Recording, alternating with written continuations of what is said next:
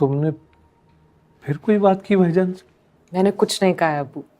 ताया अबू का ज़मीर जाग गया। अबू मैंने तो सिर्फ आवाज़ बुलंद की थी, और आवाज़ तो देनी पड़ती है ना, चाहे वो ज़मीर ही क्यों ना हो। इफ़रा बेटा क्या करती फिर रही हो? मैंने कुछ नहीं किया अम्मी। मैंने तो सिर्फ उन्हें एहसास दिलाया कि किसी का हक मार लेना कितना बड़ा गुनाह है। बेटा जिन लोगों को तुमने एहसास दिलाया ना, वो इस बात को इतनी आसानी से फरामोश नहीं करेंगे। ख़ास तौर पर तुम्हारी ताई नरगिस, वो मुश्किल बढ़ाएगी तुम्हारे लिए। मैं सबको संभाल लूंगी। अब्बू आप साद भाई से बात करें कि उस वकील से राब्ता करें जिसे सारे मामलात देखने। हाँ हाँ ठीक है। ठीक है ना अम्मी? अम्मी खुश हो? अब तो आप साहिब जायदाद हो गए। अब्बू ताया अब्बू से ज्यादा अमीर हो गए।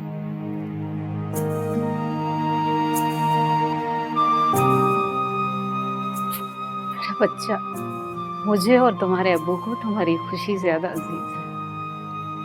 पता नहीं क्यों मुझे लगता है कि तुम्हारी इस हरकत के बाद तुम उस घर में खुश नहीं रह पाओगे। मुझे खुश रहना आता है। अब कोई मुझे ना खुश करे इतनी किसी में हिम्मत नहीं है। अब्बू अब हम अम्मी का किसी महंगे हॉस्पिटल में इलाज कराएंगे। हाँ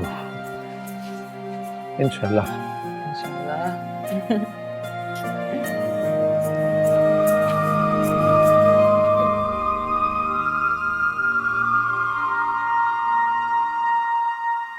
गजब खुदा का, आपने सब कुछ अपने भाई के नाम कर दिया, अपने उस आवारा और बदमाश भाई के नाम, जिसने हमारे खानदान की इज्जत को मिट्टी में रोल दिया, जिसने अम्मा जान और अब्बा जान को आंसुओं से रुलाया।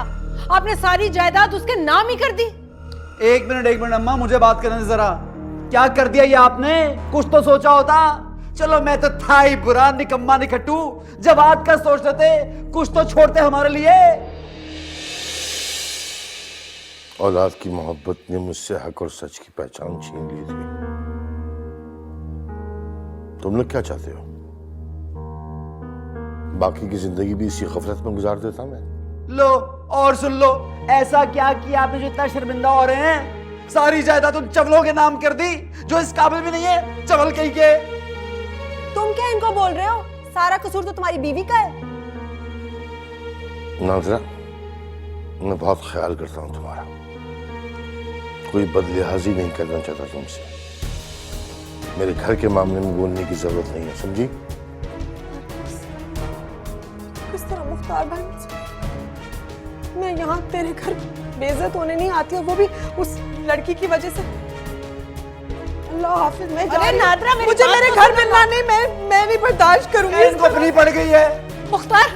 मुख्तार उस चुड़ैल ने आपको आखिर क्या सुंघा दिया है कि आप सबके खिलाफ हो गए?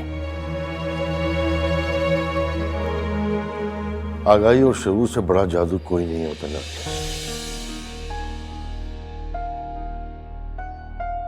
मैं भी यही सोचता था कि शायद इसी तरह की जिंदगी है, ऐसा ही सब कुछ होता है, लेकिन नहीं, असल जिंदगी तो अभी आनी है, जहां चाहकर भी हम अनजान नहीं बन सकते। हमारा नामा अमाल हमारे सामने खोल कर रख दिया जाएगा, तो क्या करेंगे हम? लो, तुम्हारे बाप का दिमाग तो हो गया खराब, लेकिन राशिद तुम अपनी बेगम का दिमाग दुरुस्त करो, और इतनी आसानी से ये सारी जायदाद मैं हजम नहीं करने दूंगी। हाँ,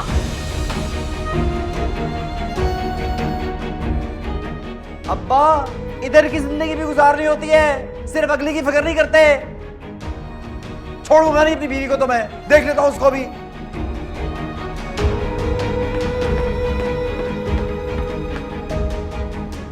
हाँ बेटा, गुजारोगे यहाँ जिंदगी,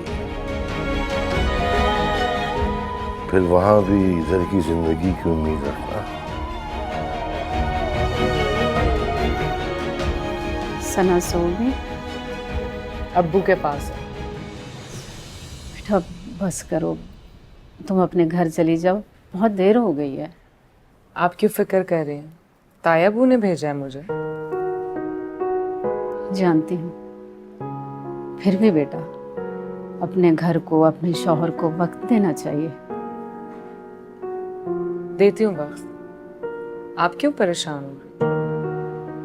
जानती हूँ, तुम्हारे लहजे में जो ये तलखी है सब राज खोल देती है। राशिद को कबूल नहीं किया तुमने अब तक,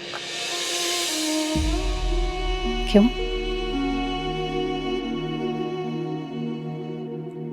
कोई वजह ही नहीं है। मैं बताऊं, दिल खाली हो तब मैं तने की जगह बनती, मगर तुम्हारे दिल में तो अब भी जवाब। ऐसी कोई बात नहीं है। जवाद को तो दिल से निकाल के फेंक दिया मैंने काफी अरसा हो गया। तो फिर राशिद के लिए जगह क्यों नहीं बना पा रही हो? क्योंकि हर शख्स इस काबिल नहीं होता कि आप उसे अपने दिल में जगह दें। शौहर काबिल हो ना हो, उसे जगह देनी पड़ती है। अगर बीवी ऐसा नहीं करती तो बददयानती करती है। अम्मी आप जानती हैं, ये शादी मैंने सिर्फ सना के लिए की है। शौहर बीवी ऐसे किसी रिश्ते को निभाने के लिए नहीं। तो फिर इसमें बदनीयती कैसी? फिर बेटा जब रिश्ता बन जाता है तो वो वफादारी का असूल पर ही निभाया जाता है। सना के लिए ही सही, राशिद शौहर है तुम्हारा,